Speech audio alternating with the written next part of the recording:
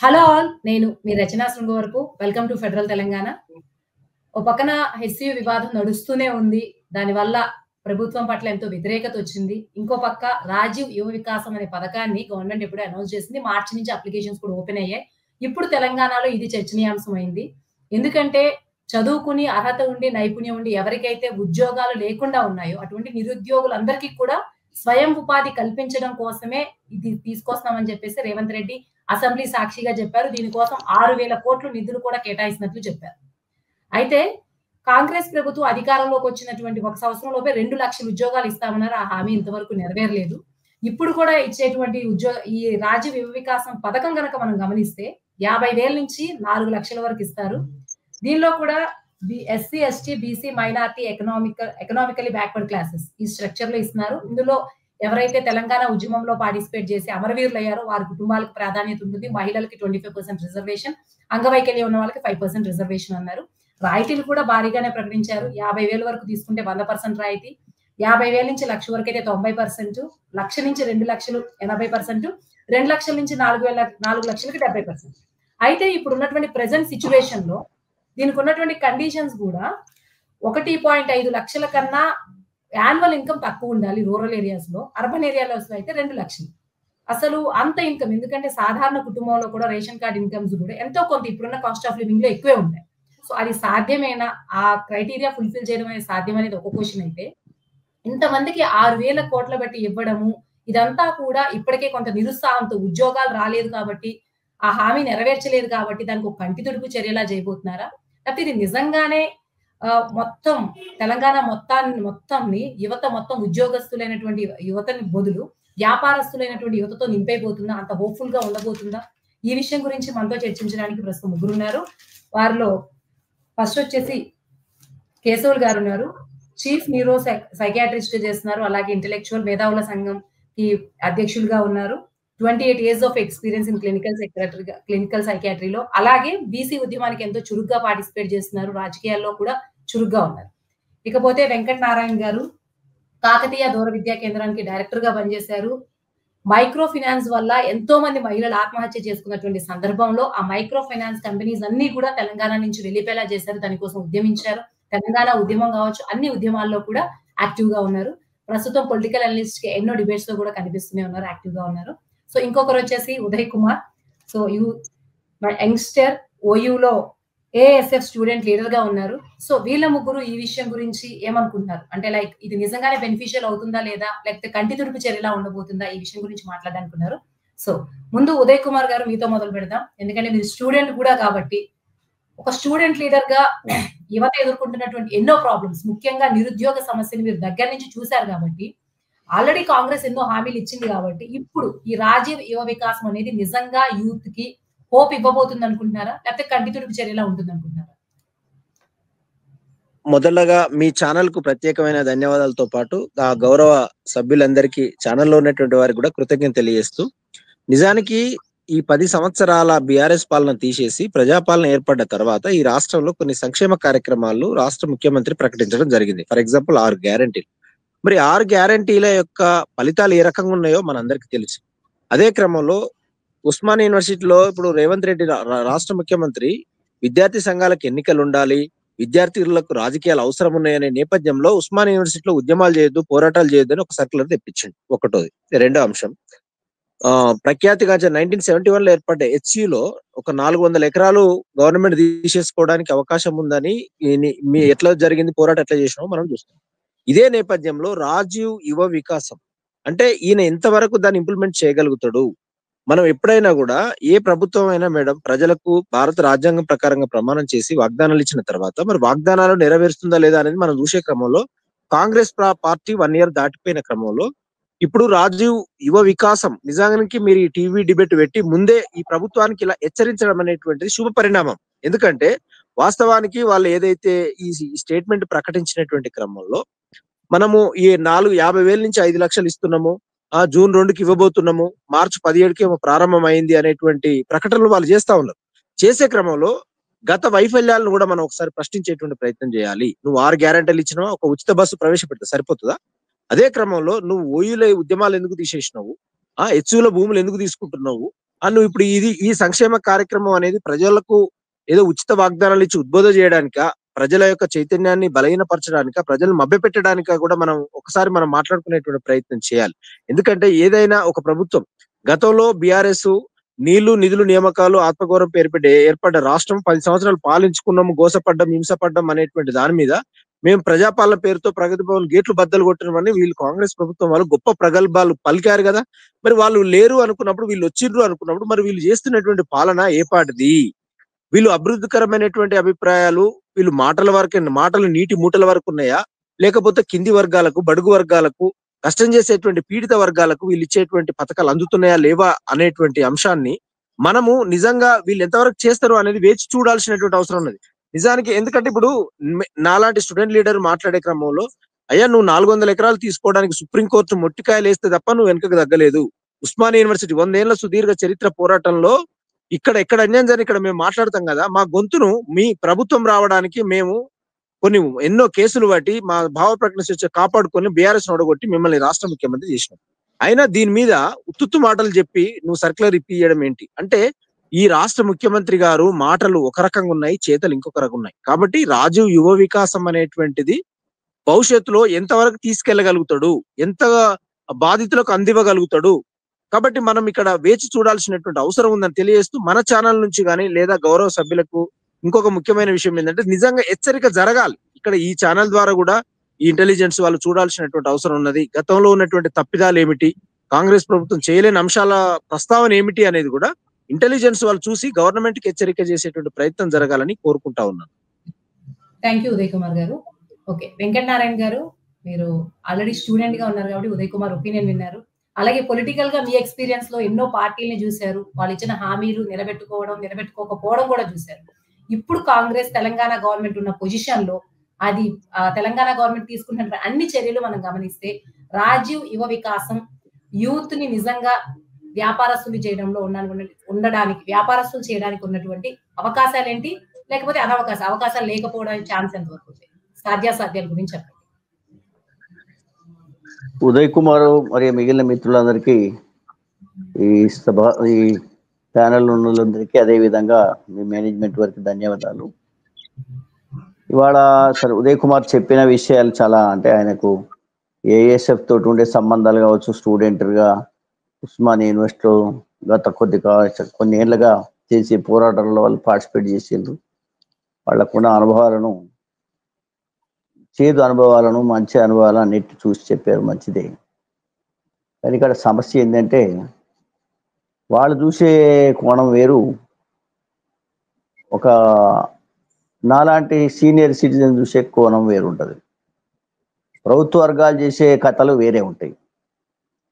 ఏ party వచ్చినా ఏ అబద్ధాలు ఆడేది అనేది వాస్తవంగా నేను 70 ఏళ్ళని చూస్తున్నా. 70 కాకుండా 65 సంవత్సరాల నుంచి, 1970 నుంచి ఇందిరాగాంధీ గరీబీ హటావో చేయలేదు పాపం. అట్లనే భూముల మీద సీలింగ్ అన్నారు, అది కూడా కంప్లీట్ అసలు మొదలే కాలేదు. అర్బన్ ల్యాండ్ సీలింగ్ మీద సీలింగ్ అన్నారు, అది లేదు. ఇక ఉపాధి హామీ పథకాలు ఎప్పటి నుంచో వస్తూనే ఉన్నాయి. మొన్న 2004-6-7 ఉపాధి హామీ పథకానికి ఒక చట్టబద్ధత చేయడం జరిగింది. అది కూడా సిపిఎం వాళ్ళు పట్టుబట్టి చేయించారు అప్పుడు. సరే, ఏది ఎట్లయితుంది కానీ ఇవాళ ఈ రాజీవ్ యువ వికాస దాని కింద కార్యక్రమం తీసుకుంటున్నామని రేవంత్ రెడ్డి చెప్పడం జరిగింది. వాళ్ళు ఇచ్చినటువంటి హామీలలో ఇదొక భాగం కావచ్చు. అందుకే అన్నిటిని టచ్ చేస్తున్నారు అంతే. అంటే పూర్తి అమలు చేయలేనటువంటి దుస్థితిలో కూడా ఈ ప్రభుత్వం దిగజారిపోయి ఉన్నది. ఎందుకంటే ఆ పోయిన వాళ్ళు దోపిడీ చేసుకొని పోయినరు, అన్ని భూములు ఆక్రమించుకున్నారు, అప్పులు తీసుకొచ్చిండ్రు, అప్పులన్నీ కూడా కుటుంబం అందరూ కొల్లగొట్టింది, తర్వాత బంధువులు కొల్లగొట్టిండ్రు, మొత్తం అధికారులు కొల్లగొట్టిండ్రు. అసలు భావ స్వేచ్ఛ లేకుండా, అసలు మీడియాకే స్వేచ్ఛ లేకుండా అన్ని చేసి ఒకసారి నోటిఫికేషన్ ఇచ్చారు. వాళ్ళు యువకులకు మేము రుణాలు ఇప్పిస్తామని నోటిఫికేషన్ కూడా ఇచ్చింది కేసీఆర్ ప్రభుత్వం. అప్పుడు సరే, కొంతమంది నమ్మకం ఉన్నదో లేదో 5 లక్షలకు పైగా మంది యువకులు అప్లికేషన్స్ కూడా పెట్టుకున్నారు. ఏది ఎస్సీ ఎస్టీ బీసీ కార్పొరేషన్ల ద్వారా, మైనార్టీ కార్పొరేషన్ ద్వారా రుణాలు ఇస్తామని చెప్పి అప్లికేషన్, ఒక్కొక్క అప్లికేషన్కు 2,000-3,000 ఖర్చు అయినాయి. ఎందుకంటే వాళ్ళు ఇది ఈ తహసీల్దార్ ఆఫీసులో పోవాలి, వాళ్ళకు లంచాలు ఇవ్వాలి, క్యాస్ట్ సర్టిఫికెట్, ఇన్కమ్ సర్టిఫికెట్, రకరకాల సర్టిఫికెట్లు, ఇక ఏదో ఇక అన్ని రకరకాల నిబంధనలు పెడితే ఆ నిబంధనలన్నిటికీ పాపం కష్టపడి అప్లోడ్ చేస్తే వాళ్ళ పదవి పోయేదాకా కూడా ఒక్కనికి కూడా ఒక అవకాశం, ఒక్క 10 రూపాయలు కూడా వాళ్ళకి ఇవ్వలేదు. పాప అందరూ కూడా వాళ్ళు ఖర్చు పెట్టింది మొత్తం చూస్తే 100 కోట్లు ఖర్చు అయ్యొచ్చు వాళ్ళందరికీ. అంత దుర్మార్గమైన ప్రభుత్వాన్ని మనం చూసినాం. కాబట్టి వీళ్ళు ఏదో చక్కగా చేస్తారని పూర్తి విశ్వాసం లేదు. కానీ ఇక వాళ్ళకంటే బెటర్ అయిన వాళ్ళు కావాలని ఆల్టర్నేటివ్లో ఇవాళ ఈ కాంగ్రెస్ ప్రభుత్వాన్ని ప్రజలు ఎన్నుకున్నారు. ప్రోగ్రెసివ్ ఎలిమెంట్స్ అంతా కూడా ఈ కాంగ్రెస్ వస్తే సరిపోతుంది, లేదు ఏదో చేద్దాం, వీళ్ళతో కొంత పని చేయిస్తాయని చెప్పి మాలాంటి వాళ్ళని కూడా పని చేసినాం. గవర్నమెంట్ వచ్చి సంవత్సరం మీద 3-4 నెలలు అయింది కూడా. సరే, వాస్తవంగా అబ్జెక్టివ్ కండిషన్స్ ఏంటంటే దాదాపు 7 లక్షల కోట్ల అప్పు తెచ్చిండ్రు వాళ్ళంతా ముందు. దాని అప్పు కట్టడానికి, అసలు కట్టడానికి, వడ్డీ కట్టడానికి ఆ ప్రాబ్లం ఉన్నది. కేంద్రం నుంచి కూడా ఒత్తిడులు ఉన్నాయి, నువ్వు అప్పులు ఎక్కువ తీసుకోవద్దని, మీరు జీడిపి శాతం ఎంత 22%, 23% తీసుకోవాలి కానీ అంతకంటే ఎక్కువ తీసుకోవద్దు, ఇంకా రకరకాల నిబంధనలు అక్కడ బీజేపీ గవర్నమెంట్ కాబట్టి వాళ్ళని కూడా మెసలకుండా చేస్తున్నారు. ఏది ఎట్లయితే ఇది మొదలు పెడతామని మొదలుపెట్టారు. వాళ్ళు ఏంటంటే 50,000 వరకు ఫ్రీగా ఇస్తామని చెప్పి, లేదా అంతకంటే 2 లక్షల రూపాయలు అయితే 90% ఇస్తాం మేము సబ్సిడీ అని, 2 లక్షలు అయితే 80%, 3 లక్షలు అయితే 70%, ఇట్లా తగ్గించుకుంటూ 4 లక్షల వరకు మేము మీకు కావాల్సినటువంటి రుణము అదేవిధంగా సబ్సిడీ కూడా ఇస్తామని చెప్పి అప్లికేషన్స్ వాళ్ళు కాల్ఫర్ చేశారు. వాళ్ళకు రకరకాల రిజర్వేషన్స్ కూడా పెట్టారు. మహిళలకు ఇంతని, ఆ తర్వాత అవిటి ఏది మన డిజేబుల్డ్ పర్సన్స్ కొంతమందిని, లేకపోతే ఈ మధ్యన ఉద్యమకారులు కూడా మాకేం చేస్తలేరు అని వాళ్ళు కూడా గొడవలు చేస్తున్నారు కాబట్టి వాళ్ళని కూడా ఇంక్లూడ్ చేసింది. వాళ్ళని ఎట్లా ఐడెంటిఫై చేస్తారో మరి, ఎందుకంటే దేశంలో ఈ తెలంగాణ కోసం చాలా మంది జెండాలు పట్టిన వాళ్ళు ఉన్నారు, లాఠీ దెబ్బతిల్లిన వాళ్ళు ఉన్నారు, జైలుకు పోయిన వాళ్ళు ఉన్నారు, పోలీస్ స్టేషన్లో పోయి నిర్బంధానికి గురైన ఉన్నారు, ఒట్టినే జెండా పట్టి ఫోటో దిగిపోయినోడు ఉన్నాడు. ఫోటో దిగిపోయిన వాళ్ళకి పెద్ద పెద్ద పదవులు వచ్చినాయి. మన దగ్గర కేసీఆర్ అయితే వండి ఆయనతో ఫోటో దిగుతుంది చాలు వాళ్ళకు పదవులు ఇచ్చింది. కానీ పాపం పోరగాల నరాలు దిగేటట్టు దెబ్బలు తినడానికి ఇవ్వలేదు. మరి వీళ్ళు ఏదో సరే ఏదో 5% వాళ్ళకు కూడా ఇస్తామని వాడు పెట్టిండ్రు. ఏది ఎట్లయితే కానీ 6,000 కోట్ల రూపాయలు అలాట్ చేసింది నిజమే, కానీ అలాట్ చేసినవన్నీ కూడా వస్తాయని నమ్మకం లేదు. ఎందుకంటే మన 3,04,000 కోట్ల రూపాయల బడ్జెట్ అని చూపించారు. కేసీఆర్ కూడా 95 కోట్ల నుంచి స్టార్ట్ అయ్యిండు. 95 కోట్ల అనేది కూడా అందులో 20,000 కోట్ల రూపాయలు వేసి ఒట్టి డొల్లా అదనమాట. డొల్లా అంటే అది బడ్జెట్ ఉండదు, ఉండదు, ప్రజలను మభ్యపెట్టడానికే ఆ బడ్జెట్ చూపించేది అనమాట. అట్లా ప్రతి సంవత్సరం 20 కోట్లు 30 కోట్లు పెంచి ఆయన కూడా 2,91,000 కోట్లకు తీసుకొచ్చిండు. అలా 91,000 కోట్లు అనేది జీరో, అది ఇట్లా వచ్చేది కాదు పోయేది కాదు. అన్ని బీసీ ఎస్సీ ఎస్టీలకు అందరికీ సున్నా పెట్టడం, మిగిలిన ఆయనకు కార్పొరేట్ ఇది డబ్బులు బాగా వచ్చేటువంటి లంచాలు వచ్చేటువంటి ఇరిగేషన్ ప్రాజెక్టులు, లేకపోతే హైదరాబాద్ చుట్టూ రోడ్లు వేసే ప్రాజెక్టులు, లేకపోతే వాళ్ళ ఫామ్ హౌస్లకు రోడ్లు వేయడం, లేకపోతే కవిత form హౌస్కు, KTR form హౌస్కు, Harish Rao form హౌస్కు, Santosh రావు ఫామ్ హౌస్కు, వాళ్ళ బంధువుల ఫామ్ హౌస్ అన్నిటికి కావాల్సిన రోడ్లన్నీ వేసుకునేది డబ్బులు తెచ్చి చేసింది. కానీ పిల్లలకు మాత్రం ఇయ్యలేదు. ఆ 2 లక్షల కోట్ల బడ్జెట్ వరకే వాళ్ళు కేటాయింపులు చేయడం జరిగింది, అది ఖర్చు పెట్టడం జరిగింది. మిగిలినవన్నీ కూడా బీసీల కోటాలు, ఎస్సీల కోటాలు, లేకపోతే పేద వర్గాలకు ఏదైతే ఇస్తానని చెప్పారో, లేకపోతే విద్యారంగానికి వేసింది అవన్నీ కట్ చేసి అమలు చేసిండ్రు. మరి ఇప్పుడు కూడా 3 లక్షల కోట్ల రూపాయల బడ్జెట్ చూపించినప్పటికీ నా అంచనా ఏంటంటే 50-60 వేల కోట్ల రూపాయలు రేపు బడ్జెట్ రాదని. అప్పులు అన్ని రాగా కూడా మొత్తం 2,25,000 30,000 కోట్ల వరకే ప్రభుత్వానికి బడ్జెట్ వస్తుంది. మరి అయితే ఈ కోతలు ఎట్లా ఏ బడ్జెట్ మీద కోత పెడతారు? యూనివర్సిటీలకు కానీ కాలేజీలకు కానీ ఏమి ఇవ్వలేదు. ఇచ్చిన కాడికి కూడా లాస్ట్ ఇయర్ అయితే ఇచ్చారో అంతే ఇచ్చారు. కాబట్టి ఈ 6,000 కోట్ల రూపాయలు నిజంగానే అలాట్ చేసి ఈ 4 రకాల 4 అంచెలంచెలుగా ఉన్న స్కీములకు సబ్సిడీ ఇచ్చినట్టయితే ఉంటే సరే ఎంతో కొంత 10-15 ఏళ్ల నుంచి ఏమి ఇవ్వనటువంటి పరిస్థితులు ఉంది. కాబట్టి యువకులకు న్యాయం జరిగి కొంతనన్నా ఒక రిలీఫ్ జరగడానికి అవకాశం ఉంది.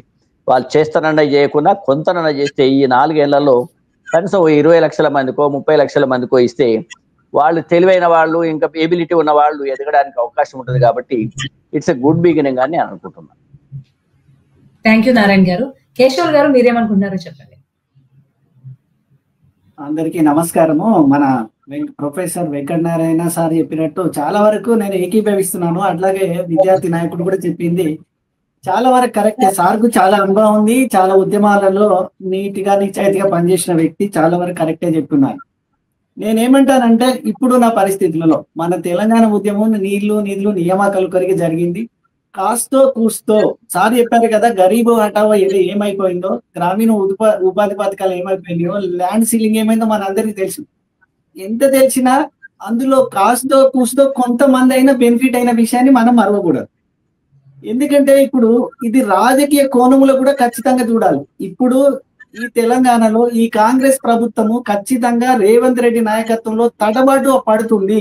అది అనుభవం లేదా, లేకపోతే అధికారుల వైఫల్యమా, మొత్తం మీద అడ్మినిస్ట్రేషన్ లో డిస్టర్బెన్స్ అనేది, తడబాటు అనేది ఖచ్చితంగా ఉంది. చాలా వరకు హైడ్రా మొదలుకొని నిన్నటి పథకాల వరకు కూడా చాలా వరకు పథకాలు కొంతవరకు మంచి అయినా కూడా వాటిని ఎలా బిగిని చేయాలి, ఎలా ప్రారంభించాలి అనే విషయంలో తడబాటు ఉంది, కంటిన్యూషన్ లో తడబాటు ఉంది, తర్వాత విషయాల్లో కూడా తడబాటు అనేది ఉంది. ఆ రకంగానే ఈ పథకం మంచిదే కాదనలేను, కానీ కాంగ్రెస్ మీద మాకు ఎవరికి నమ్మకం లేదు. ఇది కంటిన్యూటీ ఉంటుందా? ఎందుకంటే ఇది ఒక రాజకీయ కోణం. వాళ్ళు ఎట్లాగో 6 పథకాలలో ఇచ్చారు, మేము 2 లక్షల ఉద్యోగాలు ఇవ్వాలి, ఏదో ఒక రకంగా యువతను టర్న్ చేయాలి. 60,000 ఉద్యోగాలు ఇచ్చిన యువత బీజేపీ వైపే కాస్త కూస్త మొగ్గు చూపారు తప్ప ఉత్తర తెలంగాణలో, మిగతా తెలంగాణలో ప్రాంతంలో కాంగ్రెస్ వైపు చూడలేదు. సో ఏదో ఒక రకంగా యువతను మన వైపు దారి తీసుకోవాలనే పథకంలో ఇదొక పథకంగా నేను భావిస్తాను. అయితే ఇంకొక విషయం, ఇప్పటికే రాష్ట్ర ప్రభుత్వం యొక్క బడ్జెట్ గురించి మనందరికీ తెలిసింది. అప్పుల పాలైపోయాం. 6,000 కోట్లు అనేది చిన్న అమౌంట్ ఏం కాదు, చిన్న మామూలు విషయం కాదు. ఇది బ్యాంకులకు ఎలా రిలేట్ చేస్తున్నారు, బ్యాంకులో వీళ్ళకు అసలు ఒప్పందాలు జరిగాయా, ఏ రకంగా ఈ అమౌంట్ అనేది రిలీజ్ చేస్తారు, ఏ రకంగా అనేది స్పష్టత లేదు. రేవంత్ రెడ్డి గారు చేసిన అన్ని పథకాలలో ఎక్కడ కానీ ముందే స్పష్టత లేకపోవడం ఒక ప్రధాన వైఫల్యంగా చెప్పుకుంటాం. మిగతా గతంలో అన్ని హైడ్రా మొదలుకుంటే నిన్నటి హెచ్యు కాలేజీ యూనివర్సిటీ భూముల వరకు కూడా అక్కడ ఒక స్ట్రాటజిక్ ప్లాన్ లేకపోవడం ద్వారా, ఖచ్చితత్వం లేకపోవడం ద్వారా ఆ రకంగా ఫెయిల్ అవుతున్నారు. సో ఇక్కడ కూడా 6,000 కోట్లు పంచడం ఇవ్వడం అనేది బ్యాంకులతోటి ఎలా చేయగలుగుతున్నాడు, దీన్ని ఎలా డీల్ అనేది ఇప్పటి వరకు స్పష్టత లేదు. కాస్తో కూస్తో కొంతమందికి బెనిఫిట్ అవుతుంది. అయితే కొంతమంది నాకు తెలిసిన దళిత మిత్రులు ఏమంటున్నారంటే ఇలా ఎస్సీ ఎస్టీలను కూడా ఇన్వాల్వ్మెంట్ చేస్తున్నారు కదా, మాకు దళిత బంధు ఉన్నప్పుడు ఖచ్చితంగా చాలా పెద్ద ఎత్తున 20,000 కోట్ల వరకు అలర్ట్ చేశారు, ఈ 6,000 కోట్లు అందరికి పంచడం అంటే మాకేమొస్తుంది, మాకు దళిత బంధే బెటర్ ఏమో అంటున్నారు. ఇక మోరోవర్ ఏంటంటే ఇప్పుడు మళ్ళీ కమ్యూనిటీ మన రిలీజన్ ప్రకారం చూసినట్టయితే ముస్లిం మైనార్టీలకు కూడా 800+ కోట్లు కేటాయించడం బీజేపీ వాళ్ళు ఖచ్చితంగా విమర్శిస్తున్నారు. బీజేపీ వాళ్ళు ఏమంటున్నారు, ఇదేం కొత్త పథకం కాదు, మాకు ఇప్పుడు స్కిల్ ఇండియా ఉంది, ముద్ర యోజన ఉంది, ఆ రకంగానే ఇది ఒకటి మాడిఫై చేసి ఇతను ఏదో చేయాలనుకుంటున్నాడు. ఇది సక్సెస్ ఎంతవరకు అవుతున్నా అనేది నాకు కూడా డౌట్ ఉంది. ఎందుకంటే ప్రాపర్ ప్లానింగ్ లేదు, ఎగ్జిక్యూషన్ అనేది ఉండాలి. ఫ్యూచర్ లో ఇది ఒకవేళ సక్సెస్ కాకపోతే కాంగ్రెస్ కు ఇంతవరకు చేసిన పథకాలన్నీ శాపంగా మారుతున్నాయి. ఇది వరమని వాళ్ళు మొదలు పెట్టారు.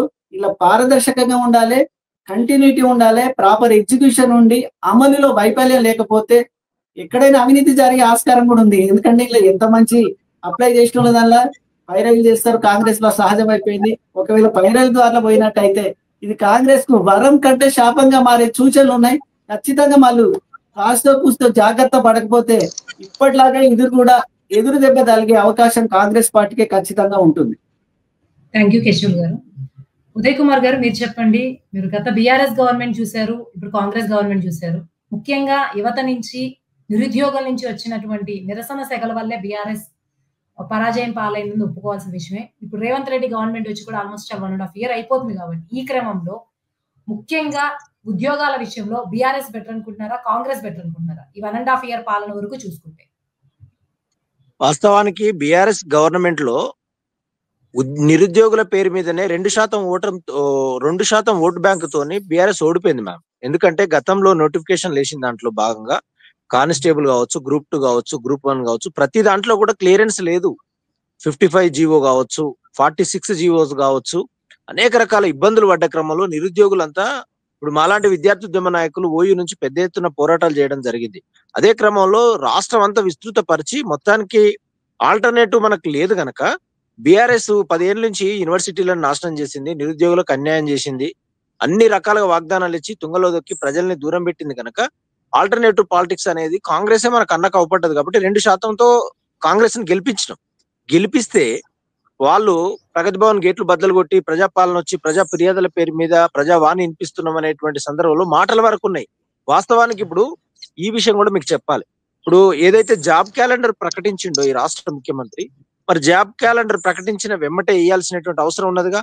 ఇప్పుడు ఈ రాష్ట్రంలో యువతి యువకులందరూ కూడా చాలా ఇబ్బందికరమైన పరిస్థితిలో ఉన్నారు. లక్షలాది మంది ఉద్యోగాలు లేక అవస్థలు పడుతూ తీసుకొచ్చిన కోచింగ్ సెంటర్ల పేరు మీద తీసుకొచ్చినటువంటి అప్పులు కట్టలేని పరిస్థితిలో ఉన్నారు కనుక ఇది ఈ తెలంగాణ రాష్ట్ర ప్రజల కంటితుడుపు చర్యగా మనం భావించాల్సినటువంటి అవసరం ఉన్నది. ఇప్పుడు 4 లక్షల నుంచి 50,000 నుంచి 5 లక్షలు అంటే దేనికోసం ఎడబెట్టుకోవాలి మేడం? ఏ కంపెనీ పెట్టుకోవాలి? ఏం చేసుకోవాలి? తినడానికి తిండి, ఉండడానికి ఇల్లు, కట్టుకోవడానికి బట్ట, రాజ్యాంగం మీద ప్రమాణం చేసి ఈ రాష్ట్ర ప్రజల భద్రత కోసము మేము ప్రాణం ఇవ్వడానికి సిద్ధపడతామన్నటువంటి వాళ్ళు వీళ్ళ ముఠలు సార్లు మన సార్లు చెప్తున్నట్టుగా వీళ్ళకు కమిషన్లకు వీళ్ళు ఏ పొజిషన్ నుంచి వచ్చిరో మనందరికి తెలుసు. చదువుకొని వచ్చిర్రా, ప్రశ్నించి వచ్చిర్రా, రియల్ ఎస్టేట్ నుంచి వచ్చిర్రా? ఎస్యు భూములు చూడండి మేడం, సహజంగా మనిషి ప్రకృతి జీవి, ప్రకృతిని ప్రకృతిని కాపాడితే మనలో అది కాపాడుతుంది. అదే క్రమంలో మొన్న రాత్రికి రాత్రి ఎన్నో వందల లంకెన్లు బుల్డోజర్లు పెట్టి అక్కడ మొత్తం చెట్లు సర్వనాశనం చేసేస్తే జంతువులు మన జీవన విధానంలోకి వచ్చినాయి.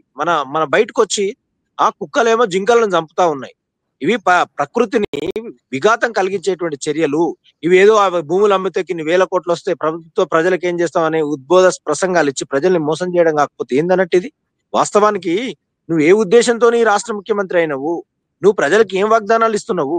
గతంలో ఏం బీఆర్ఎస్ ప్రభుత్వంలో ఏం తప్పులు ఉన్నాయని ఉద్బోధ ప్రసంగాలు చెప్పి ప్రజలందరినీ తప్పుదారి పట్టించేటువంటి ప్రయత్నం చేసినావు. ఇప్పుడు ఈ రాజు యువకిరణాలు మేము సరే సంక్షేమ కార్యక్రమాల మీద తెలంగాణ ప్రజలందరికీ అభివృద్ధి కావాలనేది మాలాంటి విద్యార్థి నాయకులు అందరికీ కూడా మాకు ఉంటది. ఉన్నప్పుడు సార్ చెప్పినట్టుగా 1965 అంటే 71 ఇందిరాగాంధీ నుంచి ఇప్పటి వరకు ఏ గవర్నమెంట్ వచ్చినా నిజానికి వామపక్షాలు కొంత ప్రశ్నించే చైతన్యంతో ఎంఎన్ఆర్ఏగా మహాత్మా గాంధీ స్కీమ్ కావచ్చు, లేకపోతే కొన్ని ప్రత్యేకమైన స్కీమ్స్ వాళ్ళ పోరాటాల ద్వారా వచ్చినాయన్నమాట వాస్తవము. కానీ ఎవరు వచ్చినా కూడా ఈ ప్రజలకు ఇస్తుంది ఏం లేదు అనేది వాస్తవమైన విషయమే. కానీ మనం ఏమంటున్నాం, ఇప్పుడు మన కాలం వచ్చింది, ఇప్పుడు కాంగ్రెస్ ప్రభుత్వము ఒక బాధ్యుడిగా ఉన్నదనుకున్నప్పుడు సార్ మీరు కాంగ్రెస్ ప్రభుత్వానికి మన ఛానల్ ద్వారా నేను హెచ్చరిస్తా ఉన్నాను, మీరు ఏం వాగ్దానాలు ఇచ్చారు? 6 గ్యారంటీలు మీరు ప్రకటించండ్రా? రైతులకు ఏమిస్తా ఉన్నారు? యూనివర్సిటీలకు ఏం ప్రకటిస్తున్నారు? ఎడ్యుకేషన్ లో 6% అన్న నిధులు ఇవ్వాల్సినటువంటి ఉంది మేడం ఈ రాష్ట్రంలో. గతంలో రేషనలైజేషన్ పేరు మీద 4,000 స్కూళ్లను ఈ తెలంగాణ ప్రభుత్వం తీసేస్తే సుప్రీంకోర్టు మొట్టికాయలు వేస్తే మళ్ళీ దాన్ని వాపస్ తీసేసుకుంది. ఇవాళ మీకు ఇంకొక ఉదాహరణ చెప్పాల్సిన అవసరం ఉన్నది. 5 యూనివర్సిటీలను ప్రైవేట్ యూనివర్సిటీలుగా ప్రకటించింది ఏది బీఆర్ఎస్ ప్రభుత్వం.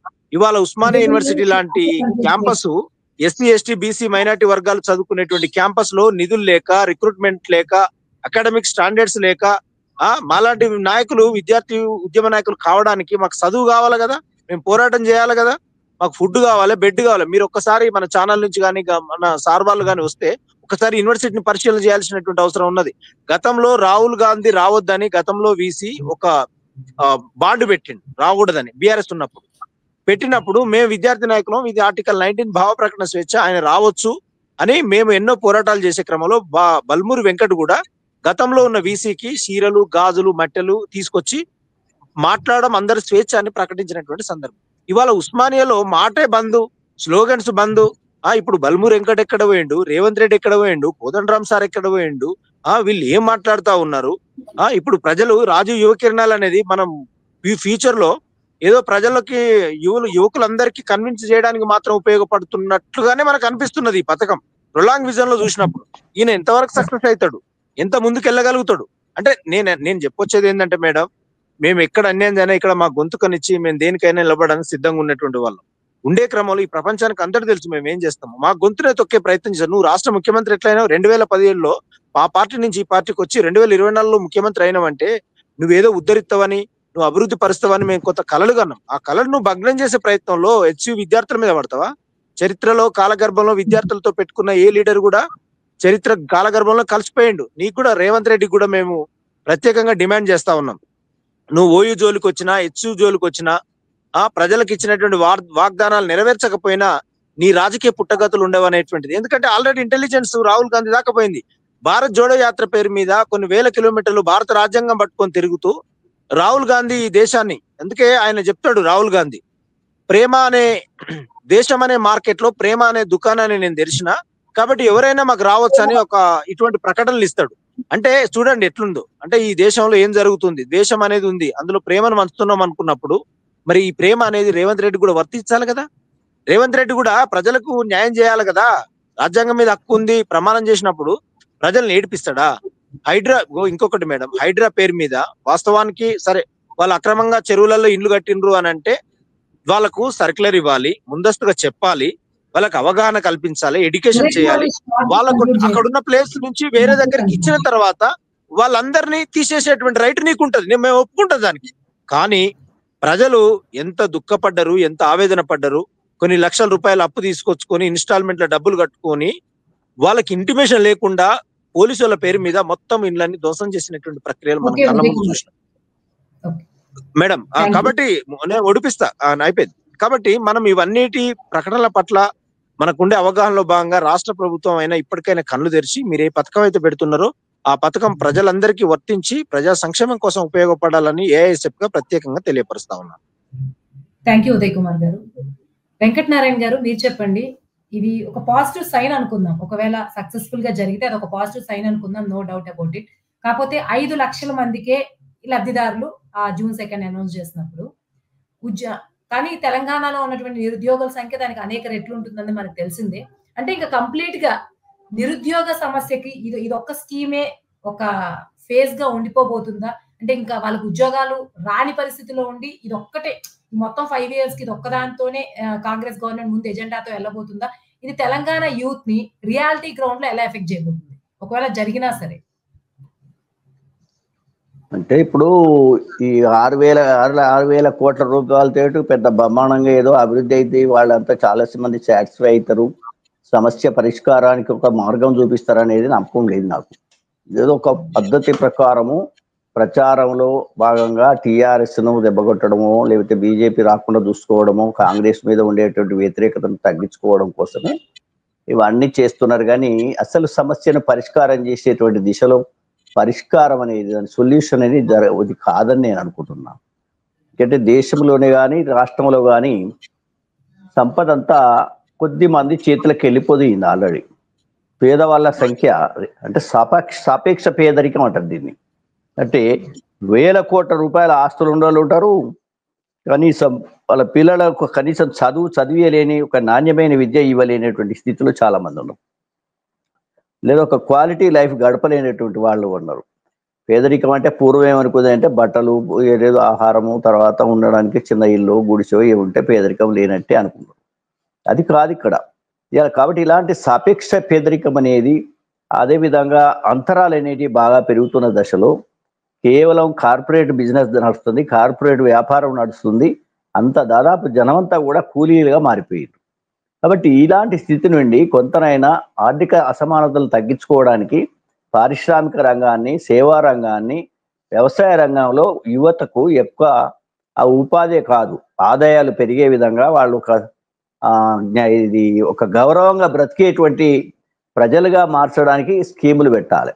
కానీ ఇది గౌరవంగా బ్రతకడం కాదు, కానీ ఏదో తాత్కాలికంగా మళ్ళీ ఓటు బ్యాంకును పెంచుకోవడం కోసం మాత్రమే ఉపయోగపడుతుంది. కానీ ఇలా 50,000 తోటి వచ్చేది ఏం లేదు. 50,000 ఇస్తామంటే ఇస్తే కావచ్చు, వాళ్ళు 10 లక్షలు ఇచ్చిన వాళ్ళనే హుజరాబాద్ లో ఎక్కడ కూడా లేవు. ఇప్పుడు పోతే కార్లు లేవు, వాళ్ళ బండ్లు లేవు, చాలా మంది బర్రెలు గేదెలు కొనుక్కునే అవన్నీ మాయమైపోయినాయి. కాబట్టి మోటివేషన్ చేయాలి, ముందు వాళ్ళకి ట్రైనింగ్ ఇవ్వాలి. కనీసం 5 లక్షల నుంచి స్టార్ట్ చేయాలి రుణం. ఏదో 50,000 తోటి ఇస్తాం, 5 లక్షలు ఇచ్చి 50% 40% సబ్సిడీ ఇవ్వాలి, వాళ్ళకి ట్రైనింగ్ ఇవ్వాలి. మూమెంట్ చాలా కమిట్మెంట్ తోటి పనిచేసే విధంగా దానికి ఒక మిషన్ అనమాట. మిషన్ అంటే ఒక సంపూర్ణమైనటువంటి దీని కోసము ఒక ఐఏఎస్ ఆఫీసర్లు, అదేవిధంగా కింది స్థాయి గ్రామ స్థాయి వరకు కూడా దీనికి ఒక విభాగాన్ని ఏర్పాటు చేసి, ఎందుకంటే ఇవాళ యువతే రేపటి సంబంధించినటువంటి సమాజానికి నిర్మాతలు అవుతారనేటువంటి ఆ లక్ష్యంతో కార్యక్రమాలు పెట్టాలి. కానీ ఏదో ఓటు బ్యాంకు లక్ష్యంతో కంటి తుడుపు చర్యలు అనేటువంటిది ఒకటి మనసులో పెట్టుకొని ఏదో ఒకటి మేము ఇచ్చిన హామీ గది, మేము చేసిన పనికి ఇది అని చెప్పడానికి చేసే కార్యక్రమంగా ఇది ఈ రాష్ట్రంలో ఏదైతే అసమానతలు పెరుగుతున్నాయో, ఏదైతే సంపద ఒక సైడ్ పోతున్నది అనుకున్నామో, నిరుద్యోగ సమస్య అనేది చాలా పెరిగిపోయి ఉన్నది. ఎందుకంటే నిరుద్యోగ సమస్య అంటే కేవలం ప్రభుత్వ ఉద్యోగాలే కాదు. ఎందుకంటే 4 కోట్ల మంది ప్రజలలో కనీసం ఒక 50 లక్షల మంది అయినా యువకులు ఉంటారు ఇవాళ.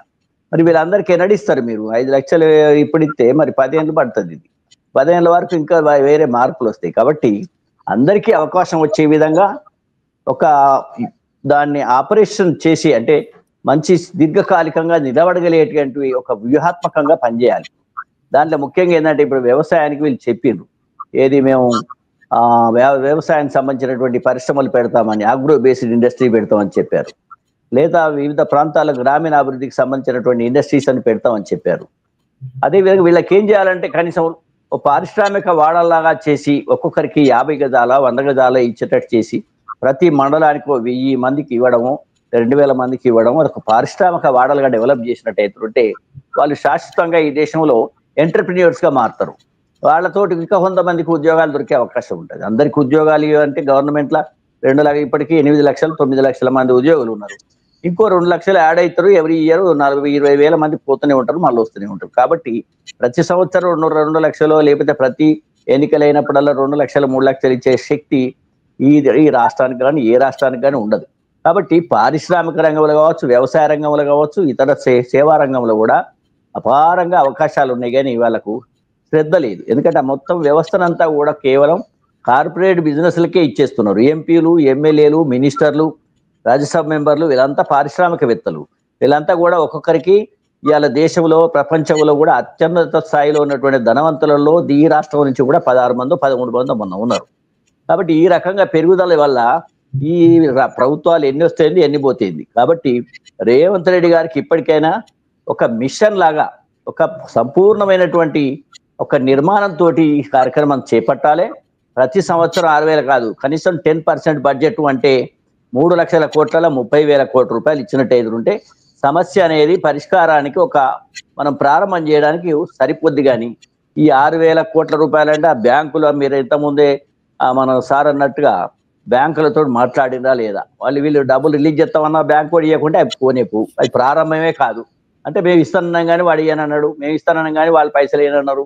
ఇగో ఈ వాదనే నడుస్తుంది. ఏదైతే ఇప్పుడు బీసీ రిజర్వేషన్ అంటే కేంద్రం మీద వారేసారు, కేంద్రం వాళ్ళు ఇస్తలేరు, మేమేం చేయాలి, మేము అక్కడ దాకా పోయినాం, వెళ్ళిపెట్టి వచ్చినాం, ఆడ మొత్తం జంతర్ మంతర్లో పోయినాం, బాగా యుద్ధం చేసినాం, మొత్తం రాజ్యసభ మెంబర్లు, ఎంపీలు, మినిస్టర్లు, ముఖ్యమంత్రి, ఉప ముఖ్యమంత్రి, అక్కడికి ఇంకా కేంద్రంలో ఉన్నటువంటి హైకమాండ్ వాళ్ళు కూడా వచ్చారు. ఏం చేయాలి, మేము చేసే కాడికి చేసినాము అని అంటే చేతులు అయిపోయాయి. కాబట్టి బీజేపీ వాళ్ళు ఏమంటారు, ముస్లింలు ఉన్నారు కదా, అలా ముస్లింలు ఉంటే మేము ఏమని చెప్పినాం కదా, ముస్లింలు రిలీజియస్ కమ్యూనిటీ కాబట్టి వాళ్ళు అంటే నేను ఈ చేతితో నేను ఎట్లా కొడతాను, ఆ నోరుతో అట్లా ఊరినట్టు చేయి, నేను కొట్టినట్టు చేస్తాను, ఏడ్చినట్టు చేయి అని చెప్పి 3 పార్టీలు అదే కథ చెప్తాను. అట్లనే ఈ స్కీమ్ కూడా అట్లా కాకూడదు. యువత స్కీమ్ అనేది ఒక శాశ్వత ప్రాతిపదికన అభివృద్ధి కార్యక్రమాన్ని తీసుకోవాలి. ఎక్స్పర్ట్స్ దీంట్లో కమిటీ వేయాలి. ఎక్స్పర్ట్స్ ద్వారా ఐఏఎస్ ఆఫీసర్ల ద్వారా గ్రామ స్థాయిలో కమిటీలు వేసి యువతతోటి కమిటీ వేసి ఇవన్నీ నిర్మాణం చేయాలి. ప్రతి సంవత్సరం 10% బడ్జెట్ దీనికి ఇచ్చినట్టయితే ఉంటే దాని పద్ధతి ప్రకారం ఒక గుజరాత్లో, మహారాష్ట్రలో, తమిళనాడులో ఏ విధంగా పారిశ్రామిక అభివృద్ధి జరిగిందో దేశాలకు కూడా పంపించేటువంటి ప్రోడక్ట్స్ అన్ని అక్కడ తయారు కావాలి. మన మన స్టేట్ మార్కెటే కాకుండా దేశంలో కానీ ప్రపంచంలో కానీ తెలంగాణ ప్రోడక్ట్స్ పోయే విధంగా పునాదులు వేసి పారిశ్రామికీకరణలో ఈ యువతను భాగస్వామ్యం చేసినప్పుడే ఈ పథకానికి ఒక అర్థం ఉంటుంది. దానికి ఒక శాశ్వతమైనటువంటి ప్రాతిపదికన ఫౌండేషన్ ఉంటుందని నేను భావిస్తున్నాను. థ్యాంక్ యూ నారాయణ గారు. కేశవులు గారు, దీని గురించి మీరు ఏమంటున్నారు? ఇది శాశ్వత పరిష్కారం అవుతుంది అనుకుంటున్నారా నిరుద్యోగానికి? ఈ విషయంలో మన ప్రొఫెసర్ వెంకటనారాయణ సార్ చాలా అద్భుతంగా చెప్పారు. ఇది ఏదో కంటి తుడుపు చర్యగా మాత్రమే భావించాల్సి వస్తుంది. ఈ 6,000తో పెద్ద ఒరిగేది ఏమున్నది. 6,000 కూడా మొత్తం ఈ రిమైనింగ్ 4 years కా లేకుంటే 1 సంవత్సరానికి అనేది కూడా నాకు తెలిసినంత వరకు క్లారిటీ లేదు. సార్కి ఏమని తెలిసి ఉండొచ్చు. యువత ఇంచుమించు మనందరికీ తెలుసు, నిరుద్యోగం అనేది విపరీతంగా ఉంది. అందులో తెలంగాణ కూడా ఎక్కువ భాగస్వామ్యం ఉన్నది. 50 లక్షల మందికి నిరుద్యోగంతో బాధపడుతుంటే కేవలం 5 లక్షల మందికి ఇస్తారో అది తగ్గుతుందో ఎంతవరకు నమ్మకం లేదు. అంటే ఇది ఒక రకంగా డైవర్షన్ పాలిటిక్స్ లో కూడా ఒక భాగం చెప్పొచ్చు, వాళ్ళ హామీల పథకంలో ఒక డైవర్షన్ చెప్పవచ్చు. ఇప్పుడున్న పరిస్థితుల్లో కూడా ఒక డైవర్షన్ పాలిటిక్స్ కి మనం డైల్యూట్ పాలిటిక్స్ కి కానీ ఖచ్చితంగా చెప్పవచ్చు. ఈ ప్రభుత్వాలు సార్ మొదటి నుంచి చెప్పుకుంటూ వస్తున్నారు, బీసీల విషయంలో కూడా ఏం జరిగింది, కంటి తుడుపు చెడిపోయిన చర్యనే మారిపోయింది. నువ్వు కొట్టు నేను ఏడ్స్తా అన్నట్టు. ఇది కూడా అలా కావద్దు. మిగతా రాష్ట్రాలతో పోల్చినట్టయితే మహారాష్ట్ర కానీ తమిళనాడు కానీ పారిశ్రామికంగా చూసినట్టయితే చాలా విపరీతమైన అభివృద్ధి ఉంది. ఆ రాష్ట్రాలతో పోటీని తట్టుకోవాలంటే ఈ పథకానికి సమిష్టి నాయకత్వం ఒకటి ఉండాలి, టెక్నికల్ టీం అనేది ఉండాలి, ఐఏఎస్ ఐపీఎస్ మరి దానికి సంబంధించినటువంటి టెక్నికల్ అడ్వైజరీ బోర్డు కరెక్ట్ గా ఉన్నట్టయితే దీన్ని ప్రాపర్ వేలో మనం ఎగ్జిక్యూట్ చేయగలుగుతాము. ఏదో మిగతా పథకాల లాగా బస్ ఫ్రీ పథకం లాగా ప్రవేశపెట్టినట్టయితే ఎవరికి డబ్బులు పోతాయో ఎవరికి ఏమవుతుందో ఫలితం అనేది శూన్యంగా ఉండే ఆస్కారం ఎక్కువగా ఉంది. స్కిల్ యూనివర్సిటీ అనేది ఇంకా మొదలే కాలేదు. ఇందులో కూడా స్కిల్ ఉన్న వాళ్ళు దొరకాలంటే కూడా కష్టం. అంటే ఇది ఒక కంటి తుడుపు చర్యగా, డైవర్షన్ పాలిటిక్స్ గా, డైల్యూట్ పాలిటిక్స్ గా చెప్పొచ్చు. స్కిల్ లేకుండా ఉద్యోగాలు ఎక్కడ వస్తాయి, ఎంతమందికి ఇస్తారు, ఏం జరుగుతుంది ఇందులో అనేది నాకు కూడా ఇప్పటి వరకు దీని మీద క్లారిటీ చాలా మందికి లేదు. ఇప్పటికే 15 లక్షల మంది వరకు పైగా అప్లై చేశారు. నిజంగా చాలా బాధాకరం. అంటే నిరుద్యోగ తీవ్రత ఎంత బాధాకరంగా ఉంది. ₹1 వచ్చినా ₹2 వచ్చినా ఇదేదో మనకు ఉపయోగపడుతుంది అనే ఆశ చాలా మందిలో ఉంది. ఎందుకంటే మనం నిధుల నియామకాల కొరకు పోరాటం చేసినా కానీ మనకు మిగిలింది నిజాయితీగా ఉద్యమంలో పార్టిసిపేట్ చేసిన వాళ్ళకి మిగిలింది మాత్రం బాధ తప్ప ఏది లేదు. ఎమ్మెల్యే ఎంపీలకు వాళ్ళంతా కాంట్రాక్టులో ₹1,00,00,000 వస్తే సామాన్యులకు మాత్రం 50,000 నుంచి అది కూడా 5 లక్షల వరకు పథకం అనేది నాకైతే కొద్దిగా బాధ అనిపిస్తుంది. ఈ 50,000లో ఎన్ని పైరవీలు ఉంటాయో, ఎవరి చుట్టూ తిరగాల్సి వస్తుందో, ఏముంటుందో మనకు తెలియదు. సో ఇది పెద్దగా ఉపయోగపడుతుంది రాష్ట్రానికి. ఇదేదో బూస్టింగ్ అని నేనైతే అనుకోవట్లేదు. సార్ చెప్పినట్టు బడ్జెట్ లో ఖచ్చితంగా 10-15% వేసి ఒక పకడ్ మంది మాస్టర్ ప్లాన్ లాగా పెద్ద ఎత్తున చేస్తే తప్ప దీంతో ఉపయోగం ఉండదు. నాకు తెలిసి 6,000 కోట్లు 6 కోట్లు కూడా ఖర్చు చేస్తారో చేయరో. మనం చాలా పథకాలు చూసాము. బీసీ బడ్జెట్ కు 2,000 అంటారు, అక్కడ జరిగేదంతా 20-30 కోట్లు కూడా ఖర్చు దాఖలాలు. ఇది కూడా అలానే. దళిత బంధు కూడా 20,000 కోట్లు అన్నారు, అప్పట్లో 5-10,000 కోట్లు ఖర్చు కానట్టున్నారు. సో ఇప్పటికే దళిత సంఘాల నుంచి కొద్దిగా వ్యతిరేకత వస్తుంది. మాకు 20,000 కోట్లు దళిత బంధు మీద ఉండే కదా, మైనార్టీలో కూడా మా బడ్జెట్ లో వీళ్ళు ఏమంటున్నారు, మైనార్టీలు మా మైనార్టీ బడ్జెట్ నుంచి ఏమైనా డైవర్ట్ చేస్తున్నారా, ఈ దళిత బంధు బదులు ఇల్లు ఏమైనా డైవర్ట్ చేస్తున్నారా, బీసీ బడ్జెట్లకి ఏమైనా డైవర్ట్ చేస్తున్నారా అనే సందేహాలు ఉన్నది. ఇది తొందరగా చేస్తున్నారు, తొందరపాటుతో చేస్తున్నారు, క్లారిటీ అనే లేదు. హైదరాబాద్ నుంచి నిన్నటి మన యూనివర్సిటీ ల్యాండ్ వరకు కూడా అన్ని మీద తొందరగా చేస్తున్నారు. సో ఈ తొందరపాటు తడబాటు నిర్ణయాలతో పెద్దగా ఉపయోగం ఉండదు. ఇది అనుభవం లేని రాజకీయం జరుగుతుంది, అనుభవం లేని పాలన జరుగుతుంది. అధికారులు కూడా ఎవరు పట్టించుకోవట్లేదు. ప్రభుత్వం మారినట్టు అయితే మాకు ఎక్కడ ఫీల్ అవుతలేదు. అదే కలెక్టర్లు, అదే ఆఫీసర్లు అట్లానే ఉన్నారు. సో ఇక్కడ చేంజ్ గవర్నమెంట్ అనేది మాకు ఇప్పటికి కనబడతలేదు. కాబట్టి మనకి దీని మీద పెద్ద హోప్స్ లేవు. బట్ పార్టీలో వాళ్ళకు ఏమైనా పాజిటివ్ ఫీలింగ్ వస్తే రావచ్చు, నెగటివ్ తగ్గుతుందని అయితే నేను అనుకోను. ఓకే, థ్యాంక్ యూ కేశవ్ గారు. ఓవరాల్ గా చర్చ ముగింపుకి వచ్చేసాం. ఓవరాల్ గా ఈ అంశం గురించి మీరు ఏమనుకున్నారో మీ ముగ్గురు కన్క్లూడింగ్ స్టేట్మెంట్స్ ఇచ్చేయండి. ఫస్ట్ ఉదయ్ కుమార్ గారు, ఓవరాల్ గా ఈ అంశం గురించి, ఈ పథకం గురించి ఏమనుకుంటున్నారో కన్క్లూడ్ చేయండి. ఓకే. వాస్తవానికి ఇంత రాజకీయ డిబేట్ లో భాగంగా రాష్ట్ర ముఖ్యమంత్రి గత తప్పిదాలను తెలుసుకొని ప్రజలకు ఏది అవసరమో, ఎక్కడ పొరపాట్లు జరిగినాయో ఒక సమీక్షా సమావేశాన్ని ఏర్పాటు చేసుకోవాల్సిన అవసరం ఉన్నది. సార్ చెప్పినట్టుగా రాజకీయ పరిణతి లేదు అనంటే ఇప్పుడు ఎదుగొస్తున్నటువంటి వ్యక్తిగా మనం అర్థం చేసుకునే క్రమంలో ఈ సంవత్సరంన్నరలో తన తప్పులు తెలుసుకొని తను ప్రకటించబోయేటువంటి ఏ పథకమైనా ఏదైనా ప్రజలకు కింది వర్గాలకు వెళ్ళి అభివృద్ధి కార్యక్రమంగా నిలిచిపోవాలి, ప్రశ్నించే వాళ్ళకు అవకాశం ఇవ్వాలి, మాట్లాడే వాళ్ళకు గొంతుకనిచ్చుకునేటువంటి ప్రయత్నం ఇచ్చి ప్రజలకు, ఈ 4 కోట్ల మంది ప్రజలకు సంక్షేమము, భద్రత, ఆర్థిక అభివృద్ధి, ఆర్థిక అసమానతలు లేకుండా తెలంగాణ రాష్ట్రాన్ని సుభిక్షమైన రాష్ట్రంగా ఏర్పాటు చేయాలనేది ఉస్మానియా యూనివర్సిటీ నుంచి ఏఎస్ఎఫ్ గా మేము ప్రత్యేకంగా తెలియపరుస్తూ ఇంత మంచి చక్కటి కార్యక్రమంలో పాల్గొనేటట్లు చేసినటువంటి మీ టీవీ ఛానల్ వారికి ప్రత్యేకమైనటువంటి ధన్యవాదాలు. అదేవిధంగా గౌరవ పెద్దలు కేశవులు సారు, వెంకటేశ్వర నారాయణ సారు వీళ్ళందరి యొక్క అనుభవం యొక్క జ్ఞానాన్ని పరిచయం చేసుకున్నందుకు కృతజ్ఞత తెలియజేస్తూ నా చర్చను నేను ముగిస్తా ఉన్నాను. నమస్కారం. థ్యాంక్ యూ ఉదయ్ కుమార్ గారు. వెంకటనారాయణ గారు, మీరు కన్క్లూడ్ చేయండి. ఇప్పుడు గుడ్డిల మెల్ల అన్నట్టుగా సరే వాళ్ళు ఇస్తానన్నప్పుడు ఏదో ఒకటి స్టార్ట్ చేయడం అనేది అవసరమే. కేసీఆర్ అసలు 10 ఏళ్ళు ఒట్టిగానే కూర్చొని వాళ్ళ కుటుంబాన్ని, వాళ్ళకు దగ్గర బంధువులను, కులస్తులను కొంతమందిని బాగా బిలియనీర్లను చేసిండు. మొత్తం మిగిలిన వాళ్ళందరూ కూడా బిచ్చగాళ్ళని చేసిండు. ఏమైనా ఉచిత బియ్యం ఇస్తామని చెప్పుడు, లేకపోతే పండుగకి ఇది ఇస్తాం, అది ఇస్తాం, రంజాన్కి ఇది ఇస్తాం, క్రిస్మస్కి అది ఇస్తాం అని చెప్పి, బట్టలు చీరలు ఇస్తామని చెప్పి ప్రజల మోసం చేసినటువంటి కథ మనం చూసినాం. అందుకే ఈ ప్రభుత్వం చేసే వాటిని కూడా ప్రజలు నమ్ముతలేరు. ఇదంతా ఏదో ఆయన లెక్కనే ఈయనైతాడేమో అనేటువంటి అనుమానం కూడా ఉన్నది. కాబట్టి ఆ అనుమానం తీర్చాలే, అనుమానం లేకుండా చేయాల్సిన బాధ్యత రేవంత్ రెడ్డి పైన ఉంది. మాలాంటి వాళ్ళం కూడా ఆ విషయంలో ఏం మాట్లాడకుండా ఉండం. మేము తప్పకుండా సీరియస్ గానే ప్రభుత్వం మీద నిలదీస్తాం, వాళ్ళను సరి అయిన సజెషన్స్ ఇస్తాం, వినకుంటే నిలదీస్తాం. ఆ తర్వాత కాకుంటే వాళ్ళకి తగిన విధంగా వాళ్ళకి చెప్పే పద్ధతులు చేస్తాం. కానీ నేను అనేది ఏంటంటే ఇక్కడ బాగా అలవాటు పడ్డారు అధికారులను, ఈ తర్వాత రాజకీయ నాయకులు అలవాటు పడ్డారు. ప్రతి స్కీములో డబ్బులు వసూలు చేసుడు బాగా అలవాటు అయింది. మరి ఆయనతో 50,000 ఇస్తాం కాబట్టి 10,000 మాకు వాపసు ఇవ్వండి, లేదా 1,00,000 ఇస్తాం కాబట్టి 90,000 మీకే వస్తాయి కాబట్టి మాకు 20,000 ఈ రకంగా వాళ్ళ దగ్గర అడకదొబ్బుడు బంద్ చేయాలి. ప్రజల దగ్గర లంచం తీసుకునేటువంటి పద్ధతి ఆ ప్రభుత్వాలు ఉండే, కనీసం వీళ్ళన్నా అలాంటి పద్ధతి చేయకూడదు. అధికారులకు కూడా వాళ్ళు కొంచెం అన్ని దగ్గర పెట్టుకొని బుద్ధి గడ్డి తినకుండా వాళ్ళు అమలు చేయాల్సిన అవసరం ఉన్నది. అధికారుల పైన ఈవెన్ సివిల్ సర్వీస్ ఈవెన్ అంటాం కదా, మనం ఐఏఎస్ ఆఫీసర్లు చాలా గొప్ప అనుకున్నాం. ఐఏఎస్ ఆఫీసర్లో కూడా కేసీఆర్ అంత గడ్డే కాదు, ఒట్టి మట్టి బుక్కేయడానికి కూడా వాళ్ళని తయారు చేసిండు. కాబట్టి అలాంటి అవినీతి పనులు లేకుండా కనీసం ఈ స్కీమ్లన్నా ఖచ్చితంగా మంచిగా అర్హులైన వాళ్ళకి ఇచ్చేతుంటే కొంత మనం సంతోషిద్దాయని నేను భావిస్తున్నాను. తప్పకుండా 6,00,000 కోట్ల రూపాయలు తక్కకుండా దాన్ని ఇంకేమైనా అవసరం అయితే ఎక్కువ చేసినట్టుగా చేయాలి. నెక్స్ట్ ఇయర్ కూడా కొనసాగించాలని నేను కోరుతున్నాను. థ్యాంక్ యూ నారాయణ గారు. కేశవ్ గారు మీరు కన్క్లూడ్ చేయండి. ఖచ్చితంగా ప్రజల అభిప్రాయాలు, ప్రజల భావోద్వేగాలు, ప్రజల అవసరాలను, ప్రజల భాగస్వామ్యం లేకుండా ఏ పథకం ప్రవేశపెట్టినా అది ఫెయిల్ అవుతుంది. కాబట్టి ప్రజల భాగస్వామ్యం లేకుండా ఏది చేయకూడదు.